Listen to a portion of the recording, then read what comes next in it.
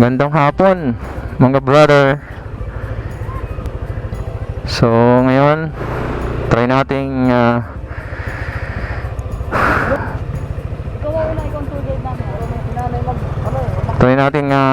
puntahan ang tinatawag nilang Tagas Boulevard dito sa sa bayan ng San Jose, dito sa aming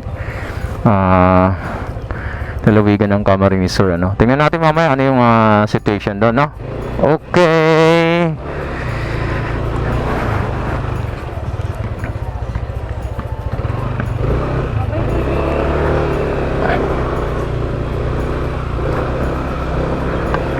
Ito ang aming bayan, no?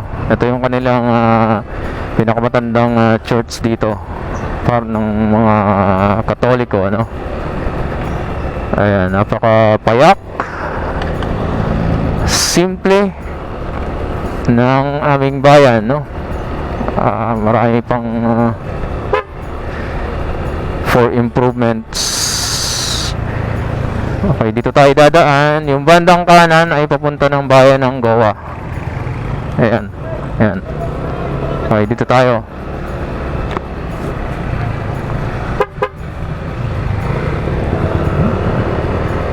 Simentado na rin.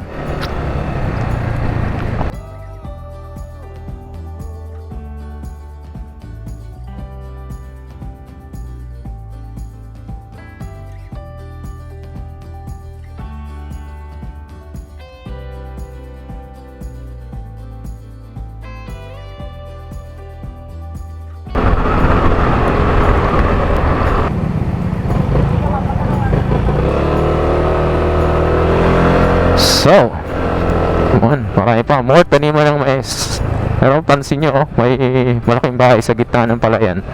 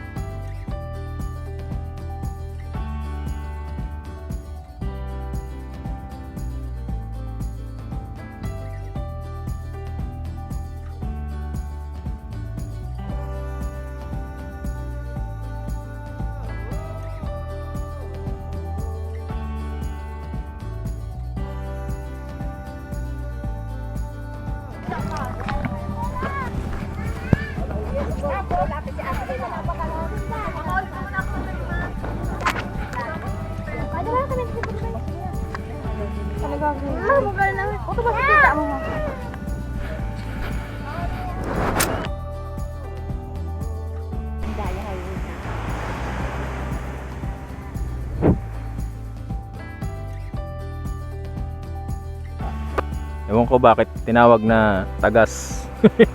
Taga ano ito lugar ng Tagas? Matagas. Hindi ko alam kung matatagas. Hello!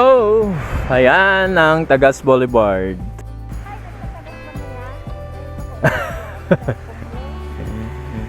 Hindi, ano lang mga brother, no?